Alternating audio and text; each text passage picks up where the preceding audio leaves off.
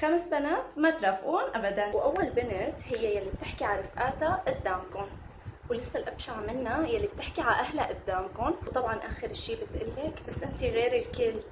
هذا النوع من البنات فيهم يكونوا زملاء، زميلة بالجامعة، زميلة بالشغل، بس انه تفوتيها على بيتك ابدا. وثاني نوع هي البنت النكدية. هي البنت ما بتتذكرك غير بالمشاكل، واي شيء مفرح بيصير معها بالحياة ما بتتذكرك وبتستمتع فيه لحالها. وثالث نوع هي اللي ما عندها ثقة بحالها. هي ابشع نوع لانه بتعديكي، رح تضل تركز على عيوبها وتركز على عيوبك كمان. مثلا كل شوي رح تقلك مانك حاسه انه شفتك الفوقانيه بدها شويه فيلر، مانك حاسه انه انفك بده تجميل، وهذا الشيء رح ينعكس عليكي ورح تتزعزع ثقتك كمان بنفسك. ورابع نوع هي اللي ما بيعجبها العجب، يعني مثلا كل ما شافت حدا عامل شيء بحياته تستصغر منه وبتنتقص منه، وانه ايه مفكر حاله عمل شيء. طبعا هاي البنت مهمتها بالحياه انه ما تعمل شيء، وما بتعمل شيء بس بتعلق على الناس.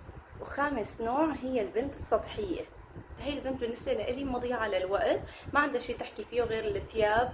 شوفي هي شو لبست، شوفي هي شنطايتها غالية وهي رخيصة وهي ماركة، تعلق على كل وحدة بدها تخطب وتتجوز، وهي خطيبة بشع وهي خطيبة فقير، وهي خطيبة هي أحلى منه، وهي خطيبة هو أحلى منها كيف أخدها، وحكي بايخ وتافه وسطحي.